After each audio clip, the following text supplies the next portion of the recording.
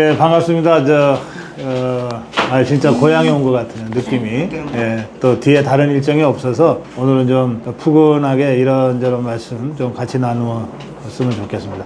인사하시면서 몇 가지 질문들 해주셨으니까 그 질문에 대한 답변부터 제가 하겠습니다. 정권이 새로 들었으면 전 정권 적폐를 청산하는 것이 불가피하고 또 그 적폐 청산을 통해서 새로운 정권에 대한 기대감도 올라가기 때문에 지지율도 자연스럽게 올라가는데, 만약에 전 정권에 대한 적폐 청산을 안 했다면 그러면 그 정권이 그 정권 아니냐, 이런 취지의 질문이셨는데 질문인 그대로예요. 맞아요. 특히 문재인 종북 주사파 정권은 5년 동안 대한민국을 완전히 무너뜨리고 전복하려고 했기 때문에 그들이 저지른 범죄는 그야말로 국기문란 국사범에 해당되는 범죄예요. 이를테면 귀순한 어부 두 사람을 강제로 북송해서, 그 사람들도 우리나라 국민이거든요. 우리나라 국민 두 사람을 김정은이한테 보내서 죽게 만들었다. 이거는 뭐 용서할 수 없는 패륜적 범죄고, 대통령으로서의 최소한의 의무도 지키지 못한 반국가사범, 반헌법사범이거든요. 이런 거를 사법적으로 응징하지 않고서는 대한민국을 바로 세울 수가 없죠. 또 원전 생태계, 지금 윤석열 대통령이 취임한 후에 정말 2년 반 동안 죽을 둥살둥해서 원전 생태계 간신히 복원시켰는데, 그래서 이제 체코에서 원전 수주를 하게끔 됐잖아요. 근데 이 원전을 무너뜨리려고 이자들이 원래는 전 세계적으로 이제 원전 수명이 40년, 30년 하면은 다시 검사해서 문제 없으면 40년 해서 미국 같은 경우에는 80년까지 쓰거든요. 그런데 제대로 가동되는 원전도 전부 다 중단하고 폐기시키려고 했어요. 그리고 새로 건설하는 원전도 중단시키고. 그래서 이 가동이 가능한 원전을 중단시켜서 그것 때문에 발생한 손해만 5조예요. 그리고 새로 건설하려고 했는데 중단시켰다가 이제 8년 6개월 만에 재건설을 하거든요. 그 손해만 해도 5조예요. 그 다음에 우리나라 두산 경우가 이 원전 건설에 세계 최고 기술을 갖고 있는데, 5년 동안 문재인 종북 주사파 정권이 원전을 완전히 황폐화시켜가지고 그 두산 절반이 거의 날아가다시피 했어요. 그러면 이거 복원하는데 들어가는 비용은 계산할 수가 없거든요. 그리고 이른바 경제에서 얘기하는 기회비용이라는 게 있어요.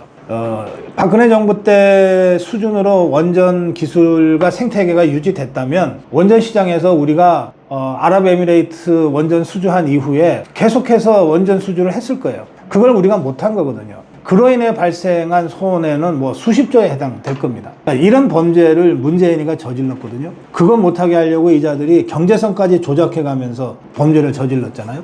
그러니까 이런 거를 사법적으로 응징하지 않고서는 이게 대한민국이 바로 설 수가 없다고요. 단순히 뭐 문재인이 가족이 어떻다, 뭐 김정수이가 뭐 타지마할로 어쨌다, 뭐 이런 소소한 잡범 수준의 범죄를 사법 처리할 것이 아니라, 이런 정말 국가의 근본을 흔든 이런 범죄에 대한 사법 처리를 해야죠. 그러면 윤석열 대통령은 무슨 생각을 했을까? 대통령에 취임한 직후에 그걸 우리가 추정해 볼 수 있어요. 자, 윤석열 대통령이 문재인의 이 국기문란 범죄, 이거를 사법 처리하려고 했을까? 저는 하려고 했다고 생각합니다. 대통령은 확실한 의지가 있었어요. 그런데 대통령이 검사는 아니잖아요. 대통령이 문재인이 불러다가 취조할 수는 없잖아요. 그러니까 이거는 검찰을 통해서 하는 거예요. 그런데 검찰은 검찰총장이 지휘하는데, 그 정무직, 그러니까 장관 중에서는 유일하게 검찰총장한테 그러한 사법 처리 지시를 하고 할 수 있는 유일한 장관이 법무부 장관이에요. 그러니까 법무부 장관은 검찰 전체의 법무 사무를 총괄할 뿐만 아니라 특정 사건에 대한 수사 지휘를 검찰총장을 통해서 할 수 있게 돼 있어요. 법적으로, 합법적으로. 이 사람만 할 수 있는 거야. 그러니까 전 정권에 대한 사법 처리의 의지가 있었냐 없었냐를 보려면 대통령이 그 첫 번째 장관을 누구를 임명했냐, 첫 번째 검찰총장을 누구를 임명했냐를 보면 돼요. 그런데 당시 검찰에서는 이런 부패범죄, 강력범죄, 이 국기문란범죄를 제일 잘 처리할 거라고 기대됐던 사람 2명을 고용한 거야. 그게 하나는 한동훈이고 하나는 이원석이에요. 그 당시로는 이 사람들이 최고의 수사검사라고 다들 평가를 했어. 심지어 한동훈의 별명이 조선 제1검이잖아. 대통령도 오랫동안 이 사람들을 데리고 특수통 수사를 했기 때문에 이 사람들이 마음만 먹으면은 어떻게 수사를 잘 하는지를 안단 말이에요. 그래서 원래는 한동훈이가 검사장도 지내지 않은 이 평검사였기 때문에 법무부 장관으로 정말 4단계, 5단계를 건너뛰어서 파격적으로 장관을 임명하는 게 굉장한 부담이 있었음에도 불구하고 한동훈을 법무부 장관으로 임명을 한 거예요. 그때 2년쯤 전입니다. 윤석열 대통령이 한동훈을 법무부 장관으로 임명할 때 다들 언론이 막 충격을 받고 막 경악했어요. 그리고 야, 이제 문재인은 끝났다. 전 정권 적폐가 마침내 사법 처리가 될 거다. 다들 그렇게 기대에 섞인 반응들을 언론을 통해서 보였다고요. 그러면 한동훈하고 이원석이가 그걸 처리했어야죠. 전 정권 적폐를 정말 속 시원하게 처리했어야죠. 그랬으면 윤석열 대통령 지지율, 대통령 선거 때 48%가 그 적폐 청산을 제대로 했다면 그러면 60%, 70%로 올라가는 거는 그냥 시간 주먹기였어요. 아니, 문재인이 이자가 대통령 될 때 41%로 간신히 됐거든요. 박근혜 대통령 탄핵하고 나서도 41%밖에 못 얻었어. 그랬던 자가 80%까지 올라가는 게 서너 달 만에, 그때 박근혜 대통령을 비롯한 박근혜 정권의 핵심들을 사법 처리하면서 올라간 거예요. 그러니까 윤석열 대통령의 지지율이 처음에 50%를 한두 번 기록하다가 결국은 쭉 떨어져서 지금 여기까지 오는데, 이 책임의 거의 99%는 전 정권, 문재인 정권 적폐청산, 이재명 사법 처리를 제대로 하지 못한 한동훈이하고 이원석의 책임인 거예요. 정치적으로 보면 그래요. 그래서 저는 윤석열 대통령은 확실하게 전 정권 적폐청산을 할 의지를 갖고 있었고, 그걸 하라고 한동훈이를 법무부 장관에 임명했다. 이원석이를 총장에 임명했다. 그런데 한동훈이하고 이원석이가 대통령의 기대를 저버렸다. 이렇게 저는 봅니다. 자, 그러면 한동훈이하고 이원석이는 어떤 관계냐? 한동훈이가 법무부 장관이 된 다음에 이원석이가 최적임입니다라고 강력하게 추천해서 검찰총장이 된 거예요. 이원석이는 한동훈이가 수사하라 그러면 했을 거야. 근데 한동훈이가 야, 뭐 그렇게까지 할 거 있냐? 하니까 홀딩한 거야. 그래서 결국 이원석이는 종속 변수예요. 그러면 여기서 이제 독립 변수는 한동훈이죠. 뭐 한동훈이는 왜 대통령이 자기를 법무부 장관으로 임명한 뜻을 몰랐을까? 그걸 몰랐다면 바보죠. 알았는데 왜 안 했을까? 왜 알았는데 왜 안 했을까? 한동훈이가 윤석열 대통령 대선에서 뭐 어쨌든 뭐 도와주려고 왔다 갔다 하지 않았겠어요? 그러면서 또 그런데 윤석열이 대통령이 되는 걸 보면서 대통령 꿈을 키웠어요. 그때부터 대통령 꿈을 키웠어요. 그래서 한동훈이는 법무부 장관으로 임명받을 때부터 차기 대통령을 꿈꾸면서 행보를 시작했어요. 그러니까 차기 대통령을 해야 되는데 윤석열 대통령의 말이 돼가지고 문재인 정권 이재명 사법 처리하는데 온몸에 막 피를 묻히면서 이렇게 하면 대통령은 되기는 어렵지 않냐라고 생각했던 것 같아요. 한동훈이하고 한동훈 주변 사람들이. 그거는 윤석열의 칼로서 끝나는 거지 다음 대통령으로 뛰기는 어렵지 않냐. 다음 대통령 되려면 가급적이면 손에 피 안 묻히는 게 좋다. 이런 생각들을 한동훈 주위 사람들이 했던 것 같습니다. 그래서 적당하게 한 거예요. 문재인이 손 안 보고 이재명이도 수사되는 대로, 대신에 지 이미지는 키워야 되니까 국회에 가가지고서 계속해서 정치인처럼, 법무부 장관이 그런 식으로 하는 게 아니거든요. 법무부 장관은 검찰이라는 칼을 통해서 의지를 보이는 거지 맨날 국회 가서 야당 의원들하고 말싸움하는 것으로 뭘 하는 게 아니거든. 그런데 이 사람은 계속 그것만 한 거야. 이제 그 과정에서 이제 우리 자유파 국민들은 그래도 당장 야당하고 싸우니까, 그리고 말싸움에서는 또 안 지니까, 그러니까 와 한동훈 하고서 거기에 우리가 홀려 넘어갔던 거야. 자유파 국민들이 그 이미지를 가지고 비대위원장 움켜쥐고 지금 당대표까지 움켜졌는데, 이 과정을 보면 한동훈은 자기 중심으로 정치 계획을 갖고 자기 중심의 시간표를 갖고 움직였지 윤석열 대통령의 시간표 속에서 자신을 포지셔닝 하지를 않았다는 거예요. 그러니까 이런 상황이 이제 좀 분명해졌잖아요. 그러면 윤석열 대통령이 한동훈에 대해서 어떤 생각을 갖게 되겠어요? 믿고 맡겼는데 적어도 다른 건 몰라도 문재인 정권의 적폐 수사는 했어야 되는데 그건 믿고 맡겼는데 하나도 안 했다는 거예요. 그러니까 아주 강한 실망감, 또 강한 배신감을 느낄 수밖에 없죠. 개인적인 배신감이 아니라 정권 차원의, 국가 차원의 배신감을 가질 수밖에 없는 거예요. 그 다음에 이제 또 하나, 이 검찰이 또 경찰이 말이죠. 여러분들도 일상 속에서 그런 일을 겪으시면 안 되지만 혹시 겪는 분이 계실지 몰라요. 괴로운 게 뭐냐면 수사하는 게 괴로운 게 아니에요. 수사를 늦게 하고 천천히 할 때 괴로운 거야. 일단 이 건 하면은 경찰에 가서 조사받고 검찰에 가서 조사받아야 돼요. 그러면 죄가 있으면 빨리 기소해 갖고서 재판받게 해줘야 되고. 그러니까 우리 감옥에 있는 재수자들의 제일 큰 민원은 재판 빨리 잡아달라는 거야. 아니, 죄 있으면 때려라. 그러면 내가 기결수로서 그냥 화끈하게 2년, 그럼 2년 살고 나가면 되잖아. 재판이 자꾸 늘어지는 거야. 죄가 없으면 억울하게 계속 감옥에서 사는 거예요. 그래서 이 감옥에 갇힌 미결수들의 제일 큰 민원은 재판 일정 빨리 잡아달라는 거야. 똑같아요. 일반인들도 이 건이 됐어. 그래, 경찰 가서 진술도 하고 검찰 가서 했어. 그러면 이게 죄가 되면 빨리 기소하고, 죄가 없으면 수사 종결을 해줘야지. 그럼 난 깔끔해지잖아요. 그런데 이걸 안 하는 거야. 이걸 보세요. 김건희 여사가 지금 이 도이치모터스 사건으로 아직도 수사를 받고 있는데, 이게 4년 전에 시작된 원래는 12년 전에 있었던 일이고 그때 다 끝난 사건인데, 문재인의 그 주국, 문재인의 그 앞잡이 노릇을 했던 검찰이 4년 전에 윤석열 검찰총장을 죽이려고 그 주변을 막 탈탈 털었어요. 근데 윤석열 총장 자체는 털어도 털 게 없어. 재산 공개할 때 보니까 윤석열 재산은 2억 6천만 원인가 밖에 안 돼. 털어도 털 게 없는 거예요. 그런데 부인인 김건희 여사는 자산가거든요. 그리고 홀로 성공한 CEO거든요. 세계적으로 통하는 미술 그 기획자란 말이에요. 그러니까 집안으로부터 물려받은 자산도 있고, 그러니까 돈이 많은 거야. 그러니까 아프로비스탄과 거기서 산 것도 그 김건희 여사 돈으로 장만해서 산 거 아니에요. 예. 윤석열 대통령은 어떻게 보면 거의 대리사이처럼 사는 것 같아. 그러니까 검찰, 문재인의 개 노릇을 했던 정치검찰이 보기에는 윤석열은 본인은 털어도 아무것도 안 나온다. 그런데 김건희 쪽은 털면 뭔가 나올지 몰라. 그래가지고 12년 전에 이미 다 종결됐던 도이치모터스 주가 조작 사건을 끄집어낸 거야. 그게 박근혜 때 수사가 있었어요.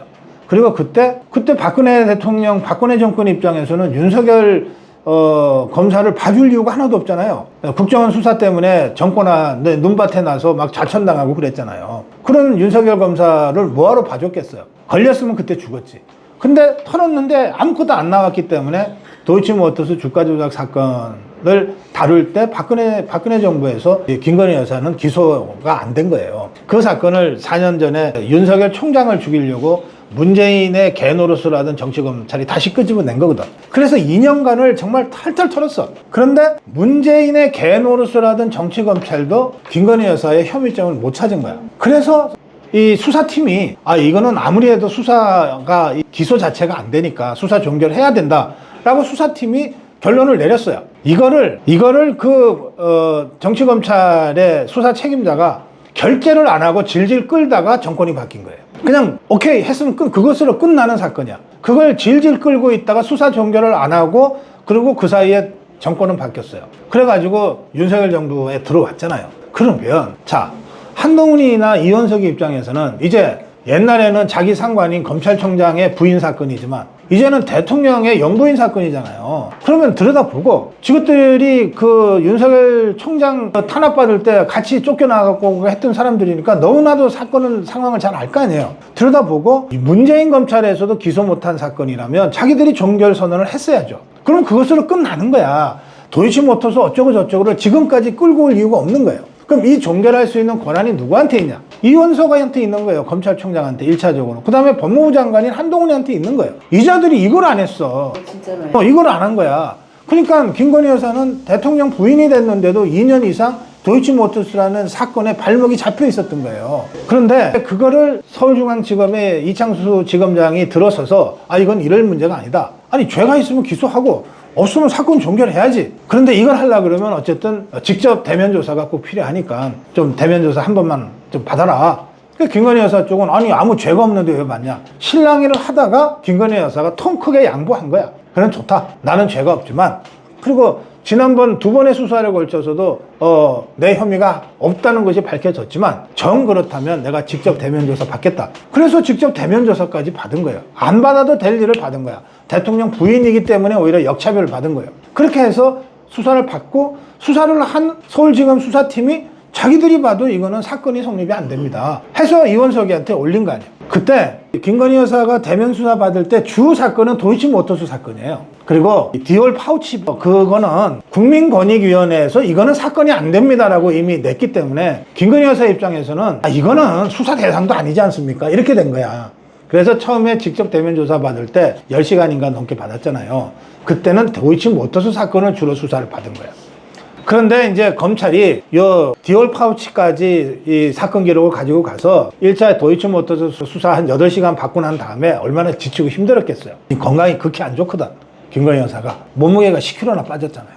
네. 그런 상태에서 그 수사를 받았는데 서울중앙지검 검사들이 다시 이 수사 받기도 어려우니 기왕에 오셨으니 조금만 더 좀 해서 디올 파우치 사건까지 깔끔하게 좀 수사합시다. 그래서 김건희 여사 좋습니다. 그것까지 합시다. 해서 그것까지 간 거예요. 원래는 이걸 때문에 대면 조사를 한 것도 아니에요. 그렇게 해서 이 두 사건에 대해서 서울중앙지검이 이 두 사건 모두 혐의 없다, 불기소다, 이렇게 수사 결론을 가지고 이원석이한테 보고를 한 거야. 그런데 이자가 이걸 종결하지 않고 수사심의위원회를 열어버린 거예요. 이원석 이자가. 그래서 수사심의위원회가 열려서 그 중에서 디올 파우치 사건은 이거는 불기소다 라고 수사심의위원회, 이거는 외부 인사들이 누가 나올지도 몰라요. 300명의 풀 중에 무작위로 15명을 선택해서 그 사람들한테 의견을 물어보는 거거든. 15명 중에 한 명은 다른 일 때문에 못 나오고 14명이 나와서 만장일치로 이거는 기소가 안 됩니다라고 했다는 거 아니야. 그러면 거기서라도 수사 종결을 선언해야지. 이자가 끝내 임기 끝날 때까지 아무 짓도 안 하고 그냥 그만둬버린 거야. 그러니까 이 이원석이가 한 이 행동은 정말로 야비하고 파렴치한 짓이에요. 이렇게 해서 마치 뭔가 있는 것처럼 좌파들이 공격하게끔 빈미를 주고 그만둔 거야. 도이치모터스 사건도 마찬가지고. 그래서 이런 식으로 한동훈이하고 이원석이가 패악질을 했다는 거예요. 근데 이 이원석의 이 결정이 이원석이 혼자 있었겠냐. 한동훈이랑 다 사전에 조율을 하면서 이런 짓들을 저질렀어요. 그래서 이자들의 잘못은 두 가지예요. 하나는 대통령이 임명했던 애초의 목적, 전 정권 적폐청산을 하지 않은 것. 두 번째, 마땅히 조기 종결했어야 될 김건희 여사 관련 사건을 질질질 끌면서 여기까지 와서 마침내 김건희 특검법이라고 야당이 정치 공세를 하는 빌미를 준 것. 이 두 가지 잘못이 있어요. 이제 어떤 사람들은 이렇게 얘기합니다. 아니 그러니 왜 그런 사람을 법무부 장관으로 검찰총장으로 임명했냐. 결국 그것도 윤석열 대통령이 사람 잘못 그 때문에 그런 거 아니냐. 아니 근데 윤석열 대통령 입장에서는 20년 동안 정말 동고동락하면서 온갖 사건을 다 함께 처리한, 그리고 일 처리 과정에서 제법 일 잘하는 걸로 평가를 한 사람, 그 사람 믿지 그러면 누굴 믿냐고. 그러니까 배신당하면 배신당한 사람이 바보다, 자꾸 이런 식으로 가는데 정말로 믿고 맡겼던 거예요.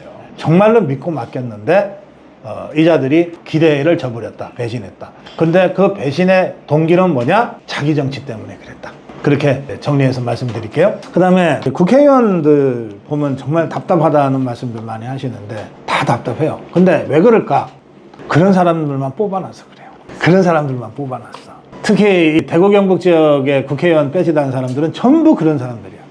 한두 명 빼놓고는 전부 그래. 지방들이 책임다. 맞아요. 그럼 이 사람들은 공천 받으면 바로 당선되는 이 영남권 대구 경북에서 배치 달았잖아요. 그럼 이 사람 공천 준 사람이 그런 사람들만 공천 골라서 준 거야. 그럼 누가 공천 줬어요? 김건희 여사가? 한동훈이가 이 판을 이렇게 만들어 놓은 거예요. 한동훈이가 그런 사람들만 공천을 골라서 준 거예요. 그래서 그 과정에서 진짜 그 종북 주사파들과 목숨 걸고 싸울 수 있는 전투력 있는 우리 자유파 전사들이 전부 탈락했어요. 컷오프 당하고 공천을 줬다가 뺏기도 하고. 장해찬이 도태우 얼마나 전투력 강한 사람들이에요. 이 사람들은 자기네 힘으로 공천을 받은 거야. 그 지역에 다 현역 의원하고 이 사람들이 경선을 붙었어요. 그 벽을 넘고 자력으로 공천을 받았거든. 이거를 박탈한 거야. 이거를 박탈하고 그 자리에 대신 낙하산 태워서 한동훈이가 내려보낸 자들, 좌판지 우판지도 헷갈리는 사람들, 이런 사람들한테 공천 줘서 내려보냈거든. 그러니 그 사람들이 왜 싸우냐고. 처음부터 이 종북주사파와의 투쟁이라고 하는 거는 머릿속에 전혀 없던 자들이 대거 공천을 받았어요.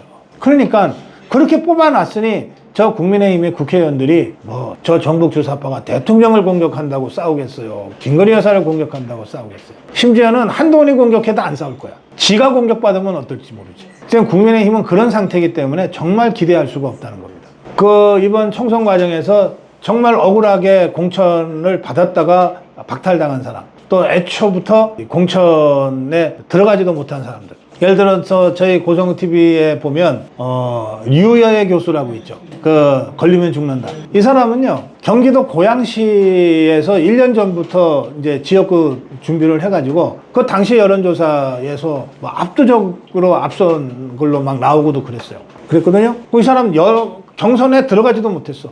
그냥 컷오프 돼버렸어. 그러면서 다른 지방에서 공천에 탈락한 한동훈 똘마니를 낙하산 태워서 보냈어요. 당연히 박살나지. 그러니까 이번 공천은 그냥 지자고 한 거야. 이렇게 공천하고도 이기면 그게 잘못된 거예요. 근데 그 공천은 100% 한동훈이 독점적으로 한 거예요. 한동훈이 독점적으로 한 거예요. 지가 알고 하나 모르고 아니, 한동훈이 하고 그 주변에 몇몇 사람들이 한 거지. 그런 줄 알고 한 거지. 그래서 이 공천 실패의 책임은 두고두고. 지금 보세요. 4년 전에 2020년 총선. 그때 공천을 누가 했어요? 당대표는 한교안이었지만 한교안이가 이 바보같이 김영호라는 자한테 공천권을 줘버렸잖아. 그래갖고 공천에서 완전히 망가져갖고서 이길 수 있는 선거 졌잖아요. 한교안이는 억울하지. 자기도 그 당시 공관위원회가 종로 들어가라고 막 압박하는 바람에 어쩔 수 없이 그냥 끌려 들어가서 지도 졌잖아. 그런 상황에서도 선거 끝나니까 책임은 누가 져요? 한교안이가 지잖아. 한교안이가 져서 모든 책임을 지고 지금도 정치 재개가 잘 안 되잖아요. 그 책임이 너무 무겁기 때문에. 그렇죠. 그런데 이 한동훈이는 그 당시 한교안이보다도 더 심하게 잘못했고 더 큰 책임이 있거든. 그런데 이자는 총선에서 이렇게 대참패를 해놓고 나서도 다시 대표가 돼 있어. 황교안이보다 더 뻔뻔한 거야. 우리 경북에 내가 항상 댓글로 적으면 경북, 뭐 대구, 부산, 경남 이쪽에 하면은 국회의원 이 손가락 다 잘라. 그래요. 자, 이제 그런 상황이라 국민의힘의 국회의원들한테는 지금 우리가 기대할 수가 없어요. 그리고 또 사실 지금은 미디어 정치 시대, SNS 정치 시대이기 때문에 국회의원만 정치를 할 수 있는 시대도 이미 아니에요. 솔직히 얘기하면 이건 제가 건방 뜨는 얘기가 아니에요. 국민의힘 국회의원 다 합쳐봤자 고성국TV보다 영향력이 크지도 않아요. 그러니까 국회의원들을 기대하지 말고 국민의힘한테 기대하지 말고 그냥 우리 자유파 국민들이 또 자유파 유튜브들이 또 비록 이번에 아예 컷오프 당하고 공천 박탈당했지만 장해찬이, 도태우, 류여애 이런 사람들이 각각 미디어를 통해서 자유파의 목소리를 전하고 하는 방식으로 정치를 할 수밖에 없어요. 지금 윤석열 대통령이 국민의힘 믿고 국정운영 하겠어요? 한동훈이 믿고 국정운영 하겠냐고. 그냥 윤석열 대통령이 믿는 건 오로지 우리 자유파 국민들밖에 없어요. 그리고 자유파 유튜브들. 이렇게 해서 국정운영 가는 거예요. 그러니까 저는 여러분들이 더 큰 책임감을 느끼셔야 된다. 이게 국영꾼으로 있으면 안 된다. 정말 여러분들이 아니면 지금 윤석열 정부를 버티게 해줄 수가 없어요. 그럼 박사님 이거 뉴스 듣고 박사님 하는 대로 우리가 따르고 있지 않습니까? 그렇게 해주시면 돼. 예. 자, 그 다음에 제 말씀을 좀 한두 가지 이제 드리고 여러분들 질문 받을게요. 내일 제가 이제 오늘 경제에 내려온 이유는 내일 아침 8시부터 박혁것의 그 추향 대제가 있어요. 그 이제 추분 9월 22일 추분 또 봄에는 춘향 대제라 그래요. 대한민국의 모든 박씨의 시조는 박혁것이잖아요. 고령 박씨, 밀양 박씨, 뭐 경주 박씨 다 시조를 쭉 쫓아 올라가면 박혁것으로 시작되잖아요. 그 박혁것의 시조를 이제 추모하고 기리는 그런 추양대제가 있어서 전국의 박씨들이 내일 경주로 모입니다.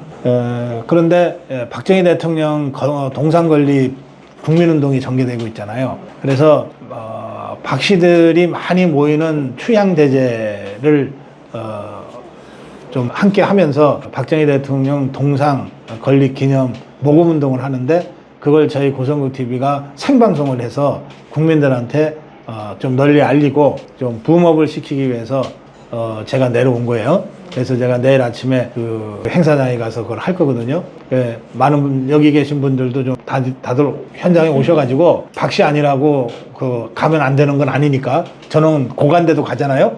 예, 오셔가지고 이를테면 10,000원 정도 후원해 주시면 됩니다. 그렇게 좀 같이 해 주시면 좋겠고요. 근데 제가 이제 이런 말씀 드리는 이유는 이거예요. 우리가 이제 최근에 문재인 종북 주사파한테 정권 뺏긴 이후에 다시 정권을 되찾기 위해서 광화문에서 수백만 명이 모여서 수많은 집회를 하면서 여기까지 왔는데 그 과정에서 좌파들이 완전히 역사적으로 매장시키려고 했던 이승만 대통령, 박정희 대통령의 그 업적과 그 가치를 우리가 다시 알게 됐고 또 그 이승만 박정희 대통령을 역사적으로 다시 복원하는 그런 일들이 활발하게 이루어지고 있어요. 그래서 당장 박근혜 대통령 유병수 여사의 일대기를 추모하는 다큐멘터리 영화 있죠.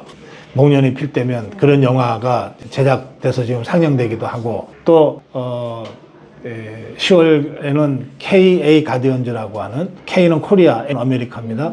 KA 가디언즈 한국 미국 수호자라고 하는 한미동맹의 역사 70년 한미동맹 70년 역사를 조망하는 다큐멘터리 영화가 지금 제작이 돼서 이제 곧 상영이 되기도 하고 그렇습니다. 그런가 하면 이승만 대통령 동상건립 국민운동이 전개되고 있죠. 그 김항식 총리가 위원장을 맡아서 또 박정희 대통령 건립 동상 건립은 홍준표는 홍준표가 자기가 대구에서 한다 그러고 또 지금 이철우 시사는 경북도청 앞에서 한다 그러고 좀 이러고 있잖아요. 그러니까 이승만 대통령을 재조명하고 건국 대통령 이승만을 재조명하고 또 근대화 혁명을 일으킨 박정희 대통령을 재조명하는 것.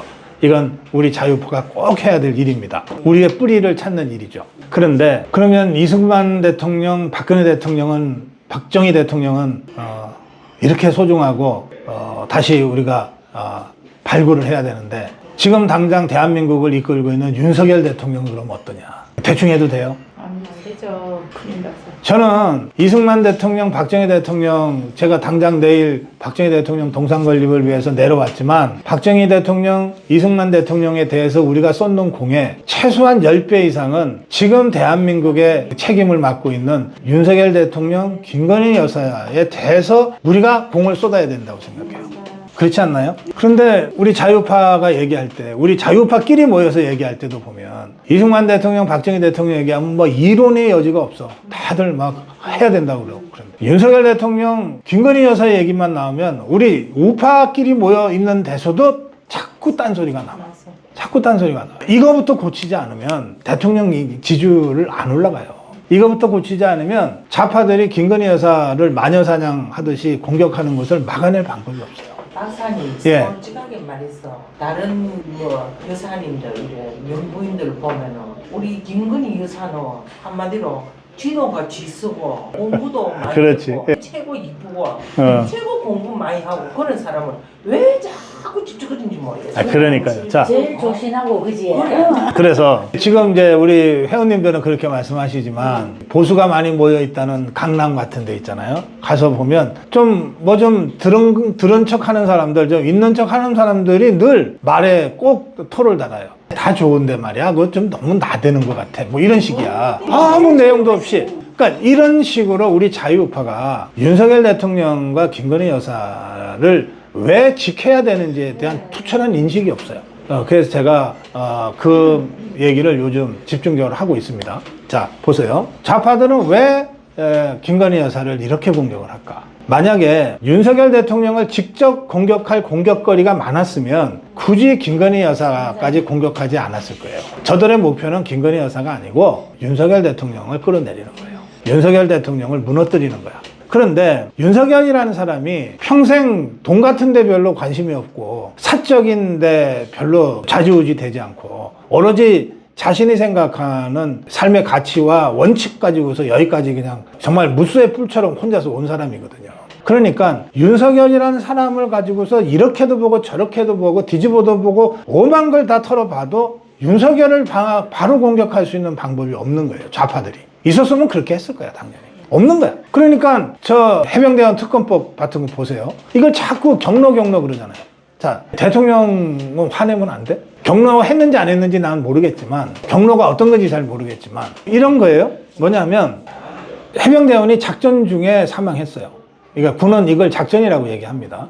군 병력이 이동해서 대민 활동을 했는데, 그 홍수가 져서 실종자들이 생겼어요.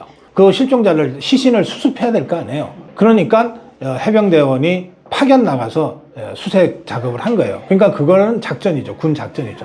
작전 중에 해병대원 한 명이 안타깝게 사망을 했어요. 그럼 이제 작전 중 사망한 거예요. 그래서 일병이 상병으로 추서되고 그렇게 해서 절차가 진행이 된 건데, 근데 이게 장소가 충청북도였거든. 이 해병대원은 그 포항에 있는 해병대 사령부 소속이고, 그러니까 근무지를 떠나서 파견돼서 작전을 한 거예요. 그러면 이 파견돼서 해병대 2개 대대가 2개 대대가 파견됐잖아요. 그러면 해병대 2개 대대를 파견받은 사령 그 사단이 있을 거 아니에요. 그게 육군 사단이야. 그 육군 사단장이 작전 지휘권이 있는 거야. 작전 지휘권이 있는 거예요. 그러니까 만약에 사망한 최상병이 하여튼 이 지휘 계통이 잘못돼서 사망의 전사에 이르렀다. 작전 중에 순직에 이르렀다고 하면 지휘 계통을 쫓아서 책임을 물어야 돼. 근데 그 책임을 물으면 지휘 계통으로 물어야 되잖아. 그러면 육군 사단장이 책임을 받게 돼 있어요. 그런데 그것도 이를테면 그 사건의 성격에 따라서 사단장까지 책임을 물어야 될 사건이 있고, 대대장까지 책임을 물어야 될 사건이 있고, 그냥 중대장까지만 책임을 묻고 끝내야 될 사건들도 있는 거예요. 그런데 지금 이 사람 임성건이라는 사람은 해병대 사령관이야. 해병대 사단장이야. 이 사람은 자기 예하 부대가 다른 지역에 파견을 가서 작전 중에 예하 부대 자기 밑에 부하긴 하지만 다른 육군에 배속돼서 작전 중에 사망을 한 거거든.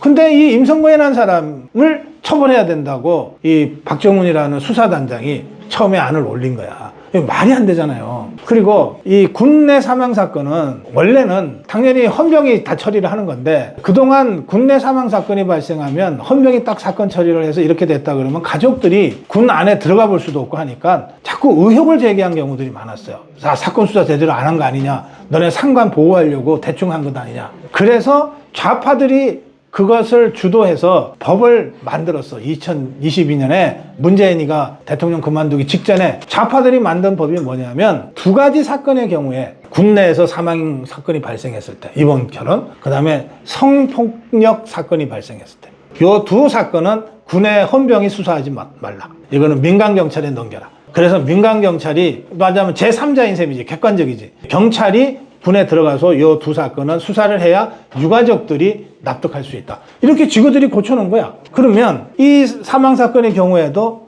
경찰이 수사해야 될 거 아니야. 근데 이 사건이 발생한 충북의 충북경찰청이 하든지, 아니면 이 최상병이 소속돼 있던 월 근무지가 포항이니까 경북에서 경북경찰청이 수사하든지 이렇게 수사해야 되잖아. 그래서 경북경찰청에 수사를 한 거예요. 그런데 이 수사는 경찰에서 하도록 지그들이 법을 만들어 놓고, 박정훈이라는 수사단장은 그러면 경찰이 수사하도록 군내에 있는 이런저런 그 증거와 정보들을 모아가지고 경찰에 넘겨주면 지 일은 끝나는 거야. 근데 이자가 수사를 막 한 거야. 이자가 막 이 사람 저 사람 막 불러가지고 직접 막 조석 꾸미듯이 수사를 한 거야. 그러니까 이자가 월권을 한 거예요. 직권남용을 한 거야. 그래서 이자한테 너 그렇게 수사하지 마. 넌 수사권이 없어. 그리고 어떻게 파견 나가서 작전 중에 순직한 사병에 대한 책임을 이 해병대 사단장한테 물을 수가 있냐. 이거는 좀 지나치지 않아? 하고 한 거예요. 그렇게 해서 이걸 다시 경찰에다가 이제 넘긴 거거든요. 그런데 이자가, 박정훈이라는 자가 그런 이 상관의 지시, 국방장관의 지시를 이자가 불복을 한 거야. 항명을 한 거야, 쉽게 말해서. 그래서 이자가 지금 항명죄로 재판을 받고 있는 거예요. 그러니까 이런 상황이 대통령한테 보고가 됐을 거 아니에요. 그 대통령이 이거 화 안 내면 이상하지. 어떻게 군의 기강이 이 모양이냐. 아니, 법대로 경찰에서 수사할 것을 왜 군에서 수사하려고 그러냐. 그리고 아니, 작전 중에 순직이 있었으면 그 과정을 따져서 책임 물을 부분에 대해서 합당하게 책임을 물어야지. 뭔 갑자기 무슨 사단장이 좀 책임을 지고 뭘 이렇게 해야 되냐. 이렇게 대통령이 화를 내고 지시를 했을 수가 있어요. 그걸 바로잡기 위해서. 이거 갖고 시비 거는 거거든.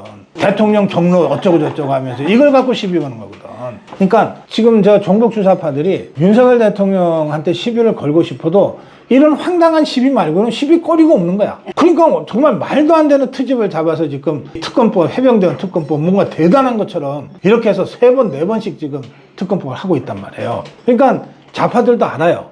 윤석열 대통령을 직접 공격해서는 이게 도저히 자기들이 승산이 없다. 그러니까 이제 대통령이 아닌 다른 사람을 표적으로 해서 지금 윤석열 대통령을 공격하려고 하는 거야. 그게 8년 전과 똑같은 거예요. 8년 전에 보세요. 박근혜 대통령을 끌어내리는 게 목적이었잖아. 근데 박근혜 대통령이라는 사람은 윤석열 대통령 이상으로 자기 관리가 엄격한 사람이잖아. 나중에 수사했는데 정말 10원짜리 한 장도 안 나왔잖아. 그리고 혼자 생활하면서 거의 정말 이 다른 거라고는 단 하나도 하지 않은 사람이잖아요. 그렇게 아주 헐겁게 사는 사람이잖아. 그러니까 박근혜 대통령을 직접 공격하려고 해도 이게 안 되니까, 정말 공격거리가 없으니까. 그런데 마침 최소원이라는 사람이 옆에 있는 거야. 그래서 최소원이를 공격한 거거든. 최선이 와. 응? 최소원이 내주면 안 되지. 자기가 어떻게 당했다는 거를 막 이제 공개할 텐데. 그러니까 최소원이를 그래서 공격한 거거든. 그게 먹힌 거야. 그러니까 이번에도 윤석열 대통령을 직접 공격하는 게 안 먹히니까 제일 가깝게 있는 김건희 여사를 공격하는 거예요. 그래서 집중적으로 지금 김건희 여사를 공격해요. 심지어는 그래서 이자들은 딱 목표 정해놓으면 나머지는 수단과 방법을 가리지 않고 하잖아. 자, 김건희를 공격해서 김건희를 통해서 윤석열을 끌어내리자. 이게 좌파들의 전략이야. 이 전략에 맞춰서 행동을 하는데, 그러니까 보세요. 아니 그 발달장애 아동 32명이 시설에서 생활하는 바로 거기에 가서 김건희 여사가 애들하고 같이 놀아주고 그림 그리게 하면서 그 다음에 청소한 거거든. 시설의 구석구석 청소한 거. 이걸 공격을 해. 이걸 뻔뻔하다, 뭐 나대지 마라 이런 식으로 이걸 공격한다니까. 그리고 또 마포대교 그거는 김건희 여사가 그냥 뜬금없이 나간 게 아니에요. 그날이 세계 자살 예방의 날이야. 유엔이 정한 자살 예방의 날이에요. 근데 우리나라에서 자살자가 제일 많은 곳이 한강대교, 마포대교야. 특히 마포대교가 자살자가 제일 많아요. 그래서 그 외 마포대교, 한강대교 위에는 마지막 생명의 전화 같은 거가 이렇게 설치돼 있어요. 민간단체가 한 것들도 있고 경찰이 한 것도 있어요. 자살하려는 사람이 그 극한에 몰렸을 때 그 심리 상태가 있잖아요. 마지막으로 전화 한 통화 누군가한테 하고 싶을 때 이 전화를 해라. 그 전화를 설치해라. 그 생명의 전화, 마지막 그 희망의 전화 때문에 마지막 통화를 하다가 마음을 돌린 사람들이 1년에도 수백 명이야. 수십 명, 수백 명이야. 그런 곳이 마포대교거든. 그러니까 자살 예방의 날에, 그날에 맞춰서 가장 자살자가 많다는 마포대교를 김건희 여사가 나간 거예요. 그러면 그 자살이 가장 많이 시도되는 마포대교를 지키는 경찰관들, 그 다음에 누군가가 한강으로 뛰어내렸다 그러면은 당장 출동해서 구해야 될 사람들이 소방대원들이잖아요. 그런 사람들이 그 마포대교 주변에 상시 대기하고 있는 거야. 그 근로자들을 위로한 거예요. 격려한 거야. 그러면서 자연스럽게 얼마나 힘드시냐. 그렇게 하니까 그 소방대원들, 경찰관들이 저 한강대교에서는 요 다리 난간을 좀 높여서 뛰어내리고 싶어도 못 뛰어내리게 만들어서 자살 예방 효과가 큰 것 같다. 이런 얘기를 한 거야. 그러니까 그런 설명을 듣고 마포대교를 직접 가서 보니까 마포대교 난간은 아직은 낮거든. 그러니까 이건 좀 난간을 좀 높이는 게 더 좋겠는데요. 뭐 이런 저런 얘기를 하고 간 거야. 이걸 가지고 마치 대통령처럼 뭐 지휘를 했네, 어쨌네, 이러면서 공격을 하는 거야.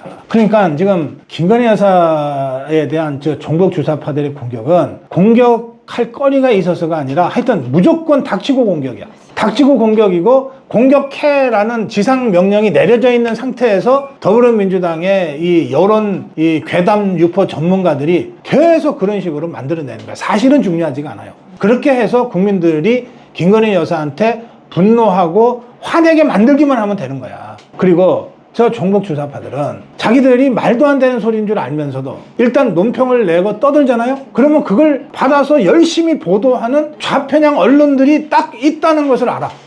우리 같으면 이건 말도 안 되잖아. 그리고 안 할 건데, 저 종북 주사파들이 장악한 이 대다수 주류 언론들은 그게 말이 되건 안 되건 김건희 여사 욕하는 거라 그러면 무조건 긁어대거든. 심지어 조선일보 같은 건 요즘 계속 뭐라고 떠들어요? 김건희 여사 사과해라. 그리고 저 자숙해라. 계속 떠들어대잖아. 김건희 여사가 최근에 한 행동이 딱 그거예요. 발달장애 아동 시설에 가서 청소한 거. 세계 자살 예방의 날 그 고생하는 소방대원 경찰관들 격려하라고 한 거 그거야. 그걸 그렇게 비난하고 조롱하고 자숙해라 그러고 그럴 일이냔 말이야. 자, 그런데 조선이 우선 그럴 뿐만 아니라 그럼 이거를 종북주사파들은 자기네 목적이 있으니까 윤석열 대통령 끌어내리기 위해서 김건희 여사를 공격한다는 자기네 목적과 전략 전술이 있잖아. 그리고 자기들이 떠들면 사실이 뭐든 이걸 것처럼 계속 퍼뜨려줄 좌파 언론이 있잖아. 그렇게 해서 움직여. 그러면 우리도 야 그건 말이 안 되잖아.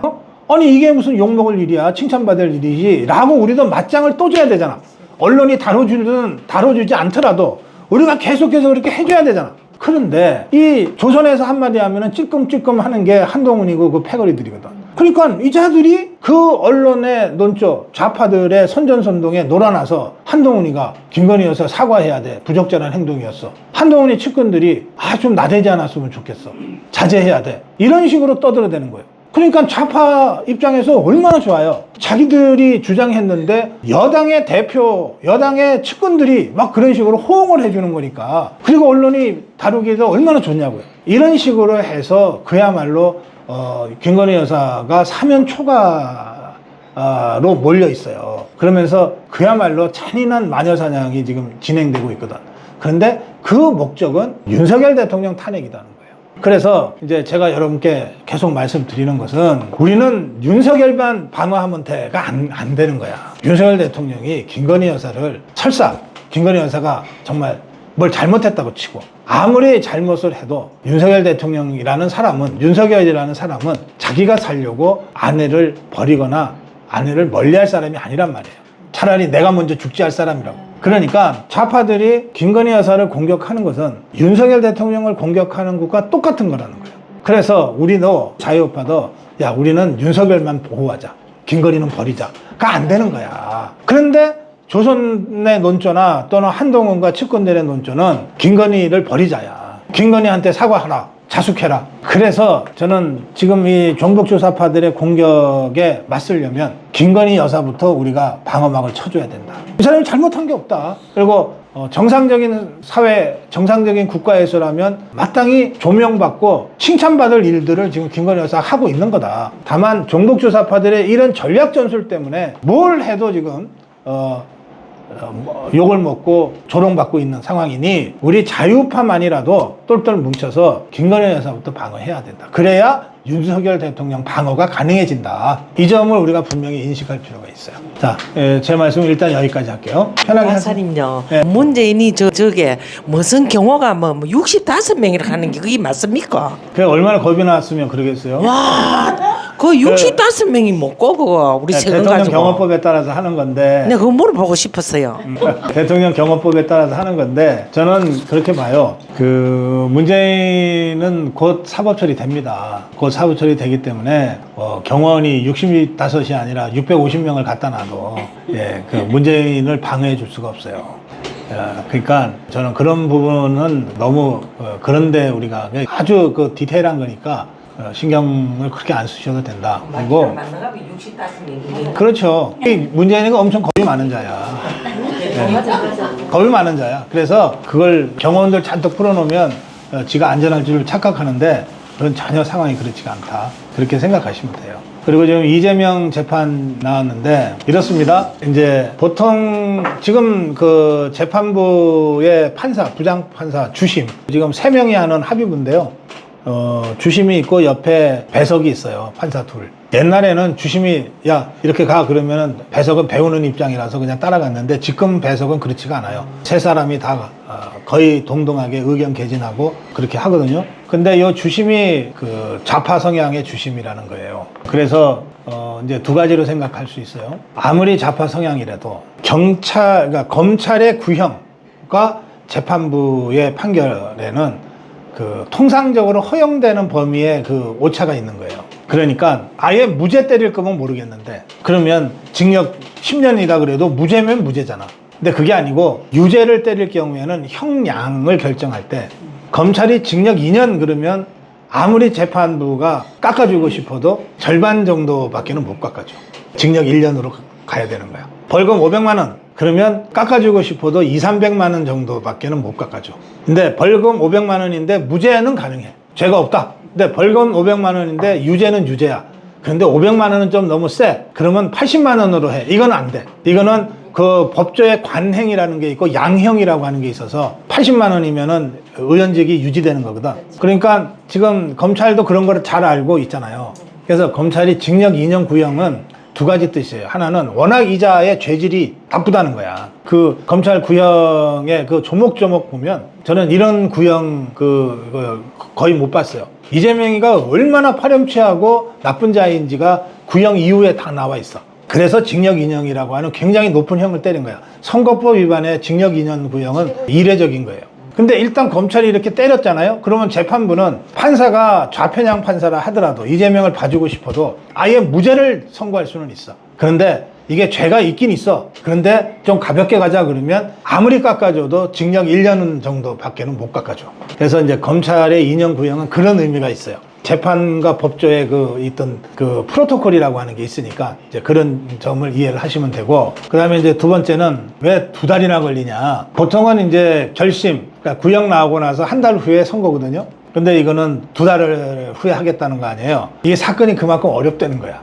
근데 사건 자체가 어려운 게 아니라 이게 유죄고 형을 때린다. 그런데 그렇게 될 경우에 100만 원 이상만 형이 나가면 1심이니까 거기서 바로 끝나는 건 아니지만 2심, 3심까지 가야 되지만 어쨌든 의원직 박탈되고 5년간 선거에 출마 못하고 434억 토해내야 되고 막 이러잖아요. 그러니까 그 유죄 판결의 후폭풍이 너무 큰 거야. 판사가 생각하기에는. 더구나 이 판사가 좌편향 판사라면 그러면 엄청 고민이 되겠죠. 그리고 분명히 이 좌우 배석 판사들하고 생각이 같지가 않을 거야. 이거를 어떻게든 지그들끼리 의논도 하고 정리를 해야 될 거 아니에요.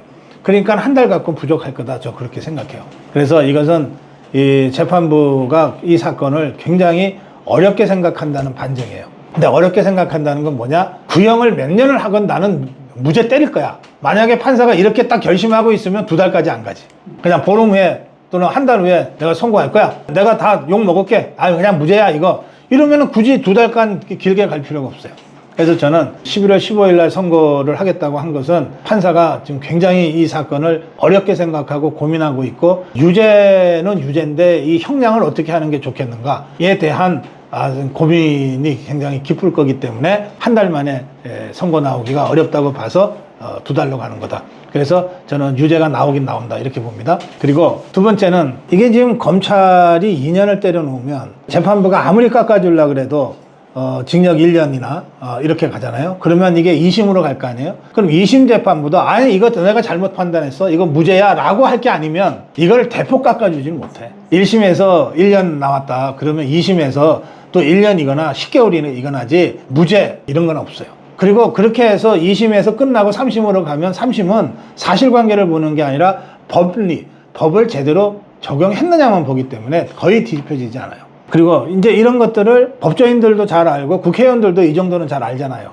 그러면 뭐냐? 1심에서 만약에 금고형, 그러니까 징역 1년 또는 징역 10개월 이게 나오면 이재명은 그 순간 정치 생명이 끝나. 법적으로는 뭐 항소를 하고 대법에 가고 해서 감옥에 안 가고도 버틸 수 있겠지만 누가 봐도 아 이건 이재명이는 이제 다음 대선에 출마 못하네 라고 생각하게 되는 거예요. 그 순간 더불어민주당 좌파들의 균열이 본격적으로 시작되는 거예요. 대통령에 못 나갈 자를 계속 대표로 모시고 끌려다니 바보가 어디 있어요. 그렇기 때문에 11월 15일 재판에서 징역형, 그게 6개월이든 10개월이든 사실 상관없어요. 징역형이 나오는 거는 굉장히 중요합니다. 그리고 이게 그 다음 이어지는 후속 재판들 있잖아.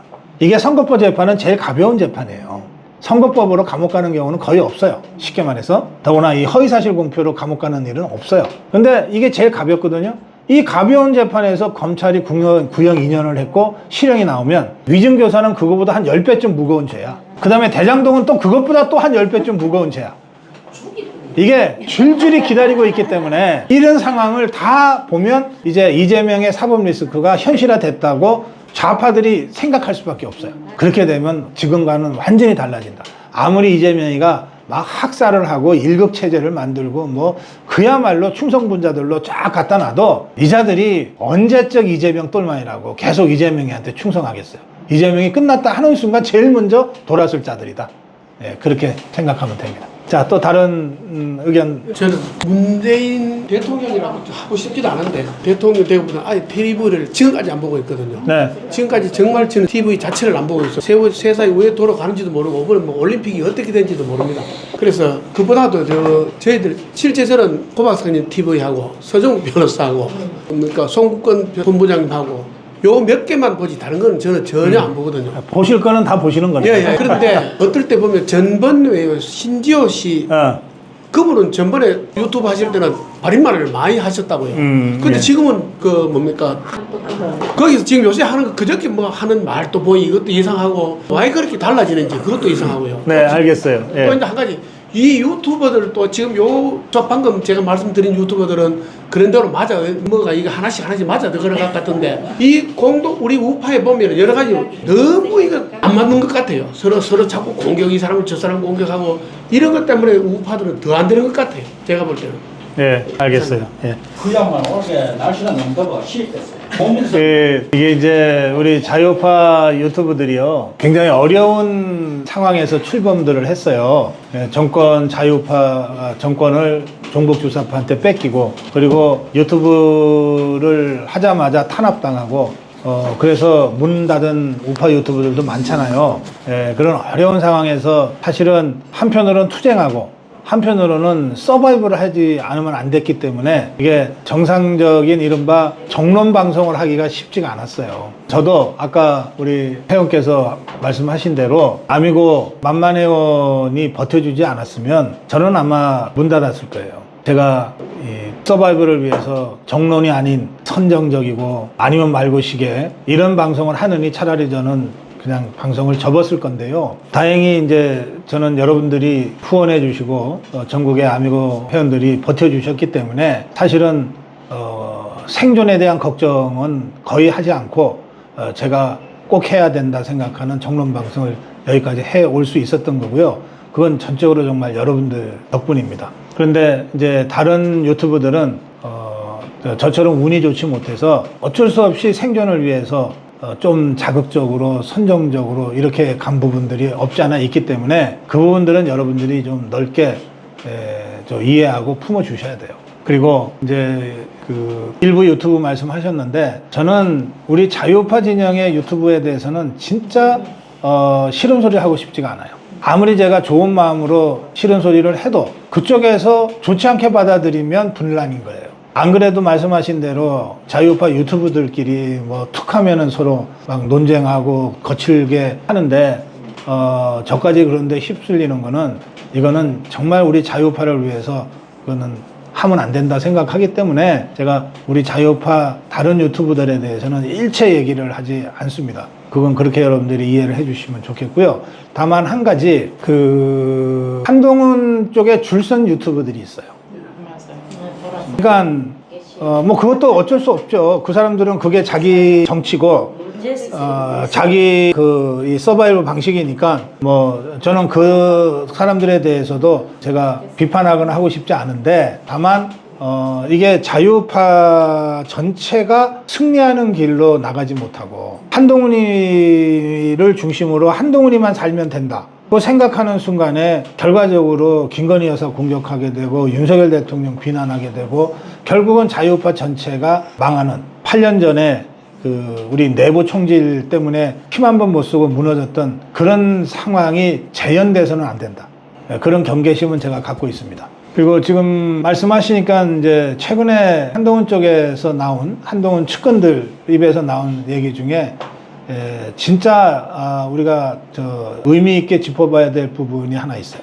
뭐냐? 그 우호적 차별화 얘기가 나왔어요. 그러니까 차별화는 뭐냐면 한동훈이가 윤석열 대통령과 조금 다르게 간다는 거예요. 차별화한다는 거야. 그런데 이 차별화를 적대적 차별화도 있고 우호적 차별화도 있는데 우호적 차별화에 대해서는 윤석열 대통령이 좀 양해를 해줘야 되는 것 아니냐 이런 주장이었어요. 제가 그 부분 제가 논평을 했습니다. 이게 굉장히 중요한 문제니까 우선 차별화 전략이 정권 재창출에 도움이 되는 거 아니에요. 이를테면 박근혜 대통령이 그 당대표를 할 때 이명박 대통령이었잖아요. 그죠? 5년 내내 갈등이었죠. 그렇다고 해서 박근혜 대통령이 후보 시절에 이명박 대통령을 당에서 쫓아내지는 않았어요. 끝까지 함께 안고 갔어. 그래서 이긴 거예요. 그런데 김영삼 대통령 때 이회창 후보는 아주 적극적으로 차별화를 했어. 그리고 사실은 적대적으로 차별화를 했어. 여기 이 지역의 경상도, 경상북도에서 심지어 이회창 지지자들이 김영삼 대통령 인형 불태우는 것까지 했잖아요. 그러니까 굉장히 적대적으로 차별화를 했잖아. 그때 97년 선거, 김대중 상대로 한 선거, 2002년 노무현 상대로 한 선거 두 번 다 이회창 대세론이 있었어요. 아니 뭐 무조건 이회창이 대통령 되는 거였어. 그런데 두 분 다 졌죠. 현직 대통령과 그렇게 적대적으로 차별화를 하면 아무리 대세론이 있어도 끝내는 지게 되는 거예요. 왜? 우리 자유파가 똘똘 뭉쳐서 지지해야 비로소 대통령이 되는 건데 자유파끼리 분열을 해버리면 아무리 대세론이 있어도 이길 수 없다는 거예요. 저쪽은 왜? 저쪽은 다 똘똘 뭉치니까 결국은. 그러니까 적대적 차별화를 하는 바람에 두 번이나 대통령에서 실패한 사람이 이회창이에요. 그 다음에 이명박 대통령과 5년 내내 싸웠지만 끝내 차별화를 하지 않고 안고 간 사람이 박근혜 대통령이에요. 그래서 50% 이상 되는 52%의 최대 득표로 대통령이 된 거거든요. 그러면 지금 한동훈이가 대통령 꿈을 꾸는 건 자유인데 한동훈이가 대통령이 되려면 윤석열 대통령을 우선 성공시켜야 돼. 정권이 실패했는데 어떻게 정권 재창출을 해? 그러면 윤석열 대통령이 어떻게 되든 자기는 대통령이 돼야 되겠어라고 생각하면 윤석열 대통령이 망해도 자기가 대통령이 될 수 있다고 생각하면 그러면 배타적인 적대적인 차별화를 한다는 뜻이거든. 근데 그 적대적 차별화의 결과는 이회창이 보여주고 있는 거야. 그거는 다 죽는 거예요. 다 죽는 거야. 그래서 한동훈이 대통령이 진짜 되고 싶으면 지금 해야 될 일이 뭐냐? 윤석열 대통령을 성공시키는 거야. 그리고 윤석열 대통령을 성공시키기 위해서 지금 해야 되는 일이 뭐냐? 여사에 대한 공격을 지가 제일 앞에 서서 막아내야 되는 거야. 그러면 모이지 말라 그래도 자유우파가 모여요. 한동훈을 중심으로.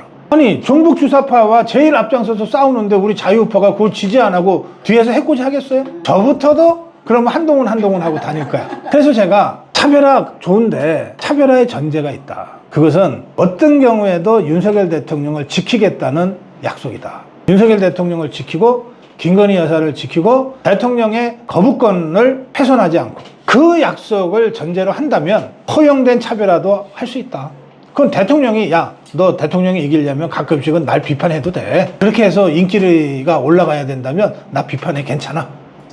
이렇게 해야 이게 우호적 차별화가 되는 거거든. 그게 전두환이 노태우한테 했던 얘기예요. 전두환 대통령이 대통령 후보 노태우한테 이제 거의 지는 선거였단 말이에요. 87년에 6월 민주화 운동 후에 선거니까 정권 뺏기는 거였어 다. 근데 그때 전두환 대통령이 노태우 후보한테 야 이기는 게 중요하니까 앞으로 날 밟고라도 네가 가야 돼.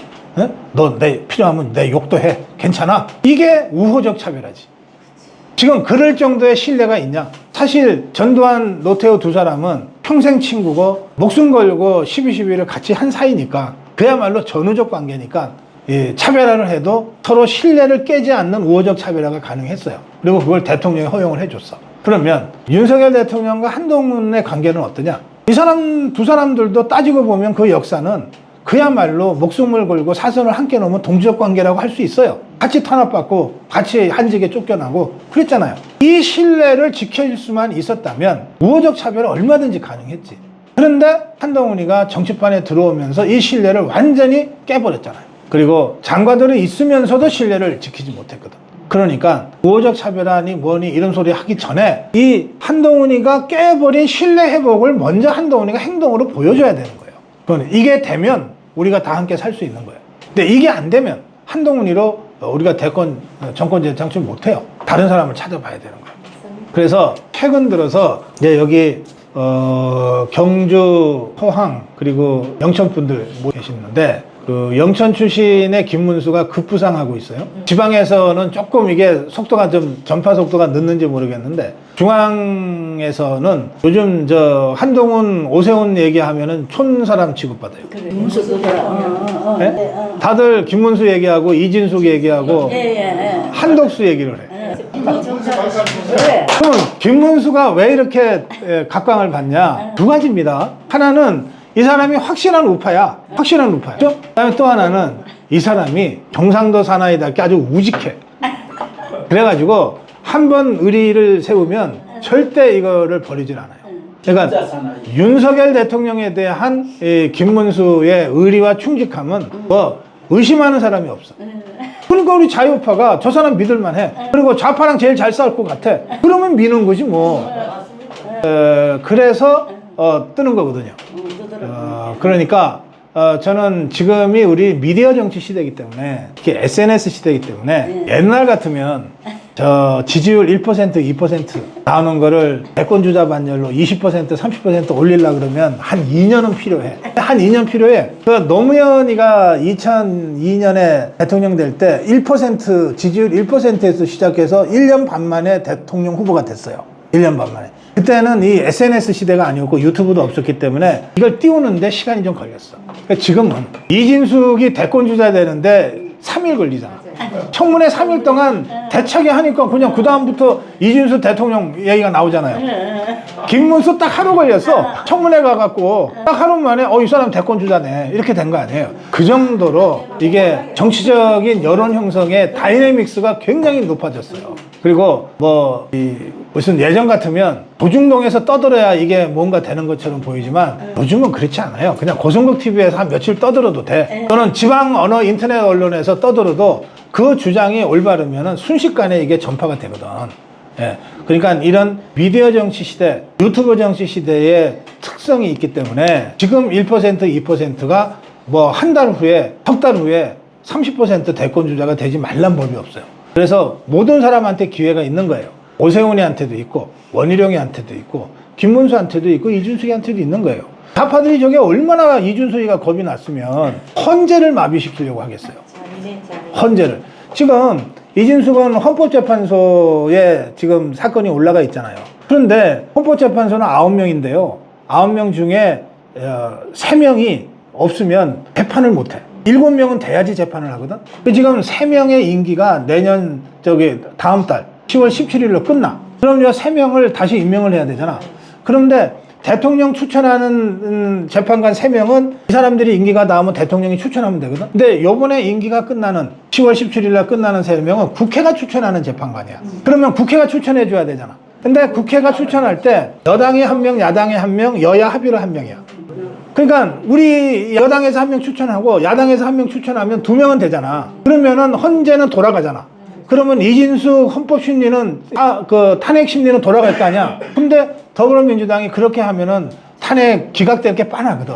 그러니까 아예 자기들이 2명을 다 추천해야 된다고 고집을 부려가지고 그래서 이거를 후임 재판관을 임명을 늦춰버리는 거야. 그러면 헌법재판소도 심리를 못해. 그러면 이진숙은 계속 직무정지 상태가 돼야 돼. 그러니까 이진숙이가 얼마나 겁나면 좌파들이 이런 꼼수까지 쓰겠냐고. 그러니까 실제로 이진숙이 탄핵 심리에서 기각돼가지고 방통위원장으로 딱 직무를 시작하는 순간 지금보다 훨씬 뜰 거야. 그러면 지금까지는 뭐 한동훈이냐 오세훈이냐 그랬잖아. 앞으로는 야 이진숙이냐 김문수냐 그렇게 된다니까. 또 김문수가 장관 되자마자 제일 먼저 치고 나오는 게 뭐예요? 노동약자 보호잖아. 이거 굉장히 중요한 겁니다. 왜냐하면 우리나라에 민노총 한노총만 있는 줄 아시는데 천만의 말씀. 민노총 한노총은 다 노동귀족들이야. 연봉 1억씩 받는 사람들이 조합을 해갖고서 지그들 이해관계를 딱 싸고 있잖아. 이게 우리나라 전체 노동자 중에 15%밖에 안 돼요. 민노총 한노총이 뭐 조합원이 100만이니 어쩌니 떠들어대도 합치면 200만 되겠죠? 떠들어대도 이게 우리나라 노동자들의 15%만 여기에 가입돼 있어. 나머지 85%는 노조에 가입도 안 돼 있는 진짜 어려운 노동자들이야. 이게 노동약자들이에요. 그러니까 김문수는 노동운동가 출신이고 이 기능 자격증만 10개가 넘는 사람이잖아요. 그러니까 이 사정을 너무나 잘 아는 거야. 그러니까 노동약자들을 위한 제대로 된 노동정책 하겠다. 그럼 이 사람이 말만 하는 사람이 아니잖아. 이거를 행동해서 닫고 다니면 1000만 명 넘는 노동자가 김문수를 지지하게 돼 있는 거야. 그러니까 그리고 이런 활동들이 실시간으로 계속 SNS를 통해서 전달되면 그거 어떻게 사람들이 지지 안 하겠냐고. 그러니까 한동훈 대세 그 웃기는 얘기다. 그리고 한동훈이냐 오세훈이냐 이렇게 떠들던 거 옛날 얘기다. 절대 안 된다. 안 된다 하더라. 대구에서도 그러더라. 그러니까 그런 그 아주 다이내믹스가 이 역동성이 높은 그리고 SNS 유튜브 정치와 결합된 이런 상황이기 때문에 여러분 한 분 한 분의 이야기가 곧 여론이 되는 시대거든. 조중동이 여론 만들고 쫓아가는 그런 시대가 아니라고요, 지금은. 여러분 한 분 한 분이 바로 그런 여론을 만들고 정치를 만들어가는 주체다. 그런 생각을 여러분들이 가지시고 자부심도 가지시고 그게 걸맞는 책임감도 가지시기 바랍니다. 자, 우리 박수로 마무리할게요. 네.